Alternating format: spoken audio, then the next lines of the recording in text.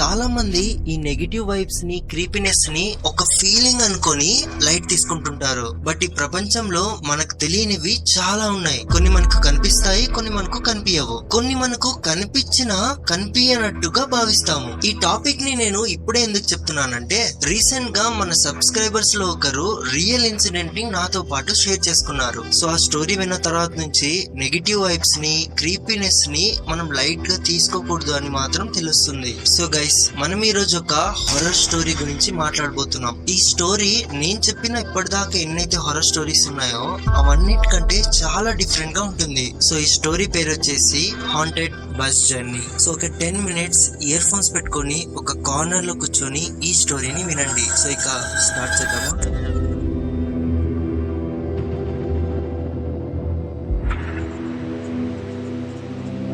So ఈ story వచ్చేసి మన సబ్స్క్రైబర్స్ లోనే సూర్య అనే కజిన్ వాళ్ళ స్టోరీ ఇది. సో స్టోరీలోకి వెళ్తే 2018 లో జరిగిన సంఘటన ఇది. హర్ష అనే ఒక కాలేజ్ అబ్బాయి ఉన్నాడు. ఆ అబ్బాయి కొన్ని రోజుల పాటు కాలేజ్ నుంచి ఇంటికి తిరగడానికి వచ్చాడు. ఆ అబ్బాయి ఫెస్టివ్ సీజన్ లో వచ్చాడు కాబట్టి ఫెస్టివల్స్ అన్ని అయిపోగొట్టుకొని రిటర్న్ కాలేజ్ కి వెళ్లాల్సిన టైం వచ్చింది. బస్ ఎక్కడానికి నైట్ అతను కర్నూలు సిటీ యొక్క బస్ స్టాండ్ కి వెళ్ళాడు. హర్ష బస్ స్టాండ్ కి వెళ్లేసరికి మిడ్ నైట్ అయింది. మామూలుగానే నైట్ టైం బస్సెస్ తక్కువ. ఇక నెక్స్ట్ బస్ ఎప్పుడు వస్తుందో హర్షకి తెలియదు. సో హర్ష ఏమో అక్కడ ఎంక్వైరీలో అడిగితే చాలా లేట్ అవుతుందని తెలుసుకొని అక్కడే నిద్రపోదామని ఫిక్స్ అవుతాడు. అంతలోనే బస్ స్టాండ్ నుంచి ఒక 10 meters దూరంలో ఒక బస్ ఉండడం కనబడింది. స్ట్రేంజ్ గా ఆ అబ్బాయికి ఆ బస్ పైన అతను ఎక్కడైతే వెళ్ళాలనుకుంటున్నాడో ఆ ఊరి యొక్క పేరు చిన్న చిన్న లెటర్స్ లో రాయడం కనబడింది. ఇక ఆ బస్ ఎక్కేసి వెళ్ళిపోవచ్చని వెంటనే ఆ అబ్బాయి ఆ బస్ ఎక్కుతాడు. సో ఆ బస్ ఎక్కగానే చాలా చీకటిగా ఉంది. లాస్ట్ లో వెళ్ళేసి ఇక కూర్చుంటాడు. ఆ బస్ ఎక్కగానే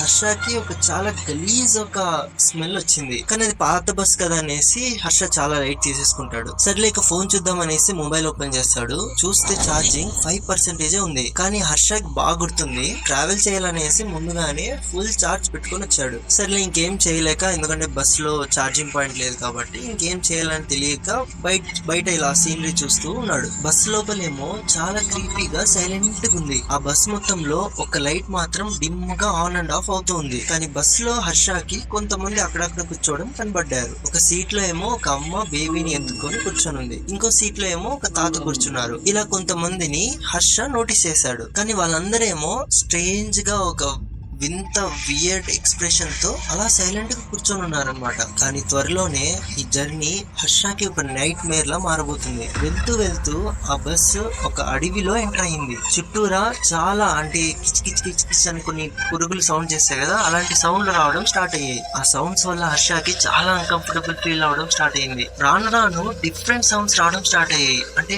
ఒక 100 మంది జనాలు బస్ చుట్టూరా నించొని అరుస్తుంటే ఎలా ఉంటుంది అలా. ఆ సౌండ్ వినపడుతున్న హర్ష కళ్ళు మూసుకొని ఇలా చెవులు కూడా మూసుకుంటాడు. చూస్తే భుజం దగ్గర ఎవరో ఇలా పడుకున్నట్టుగా ఫీల్ అవుతాడు. వెంటనే లేచి చూస్తే భుజం దగ్గర ఏమో ఎవరు లేరు. ఇన్ఫాక్ట్ ఇప్పుడు చూస్తుంటే ఆ బస్ లో ఉన్న జనాలు ఎవరెవరైతే నోటీస్ చేశాడో హర్ష, వాళ్ళలో సగం మంది కనబడటమే లేదు. ఇప్పుడు రాను రాను హర్షకి మెల్లగా భయం వేయడం స్టార్ట్ అయింది. వెళ్తూ వెళ్తూ ఏదైతే అవ్వకూడదు అనుకున్నారో అదే అయింది. బస్ ఒక రిపేర్ వచ్చి అడవిలోనే ఆగిపోయింది. ఆ బస్ స్టాప్ అయిందనేసి ఒక అమ్మ మరియు బేబీ ఎత్తుకొని ఉన్నారు కదా, వాళ్ళిద్దరు కూడా కింద దిగారు. కానీ జాగ్రత్తగా వినండి, హర్ష ఎప్పుడైతే బస్సు లోపల నుంచి ఆ అమ్మ మరియు బేబీని ఇలా ఎత్తుకున్నట్టుగా చూశాడు కదా, ఇలా బయట దిగుతున్నారు అని చూస్తే ఆ అమ్మేమో ఆ బేబీని తింటుంది. అంటే ఒక పార్ట్ గా చేతులను, ముఖాన్ని ఇలా కొరుకుతూ బ్లడ్ ఇలా ఫ్లో అవుతుంది అన్నమాట, కింద పడుతుంది అనమాట.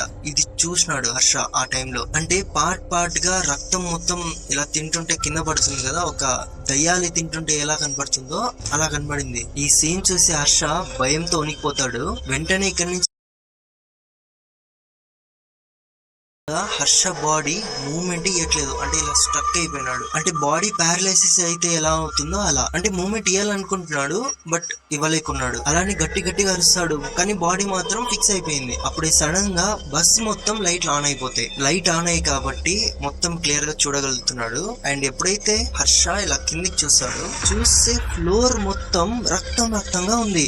అంటే ఇట్ ఫ్రెష్ రక్తం కాదు, ఏదో ఎండిపోయిన రక్తం చాలా రోజులుగా ఉంటే ఎలా ఉంటుందో అలా కనబడుతుంది. ఫ్లోర్ మొత్తం, ఆ బస్ ఫ్లోర్ మొత్తం అలా లైట్ వచ్చినట్టు వచ్చి మళ్ళీ వెళ్ళిపోయింది. హర్ష తర్వాత బస్సులో ముందు కూర్చున్న తాతని చూస్తాడు. ఆ తాత కూడా ఈసారి లేచి ఆ బస్ లోపల నుంచి బయటికి వెళ్తాడు. ఆ ముసలోడు నడుస్తూ బయటికి వెళ్తుంటే అది నార్మల్ గా ఒక ముసలోడు నడిచినట్టుగా లేదు, ఏదో గాల్లో ఎగురుతున్నట్టుగా కనబడింది. అది చూసి హర్ష ఫిక్స్ అయిపోయినాడు, ఈ బస్ ఖచ్చితంగా మామూలు బస్ అయితే అస్సలు కాదని. సడన్ గా బాడీ ఏదైతే స్ట్రక్ అయిపోయింది హర్ష, అది వెంటనే లూజ్ అయిపోయింది అనమాట. ఇప్పుడు మూవ్ అవ్వగలుగుతున్నాడు. లేచి వెంటనే ఫాస్ట్ గా డ్రైవర్ దగ్గరికి వెళ్ళాడు. అక్కడ వెళ్లి చూస్తే అక్కడ డ్రైవరే లేడు. ఇంకా సడన్ గా భయం ఎక్కువై లెఫ్ట్ సైడ్ టర్న్ చేసి చూస్తే కండక్టర్ సీట్ లో కండక్టర్ కూర్చొని ఉన్నాడు. ఆ కండక్టర్ మొహం చూస్తే ఫేస్ లో ఎలాంటి ఎక్స్ప్రెషన్స్ లేవు, ఏదో స్ట్రక్ అయిపోయి కళ్ళు మొహం ఇలా చూస్తున్నట్టుగా ఉంది. అతన్ని చూసి ఇంకా భయంతో ఏదైతే అదైతుందనేసి బస్ నుంచి కిందకి దిగుతాడు. బస్ దిగిన తర్వాత చుట్టూరా చూస్తే కర్నూలు బస్ స్టాండ్ నుంచి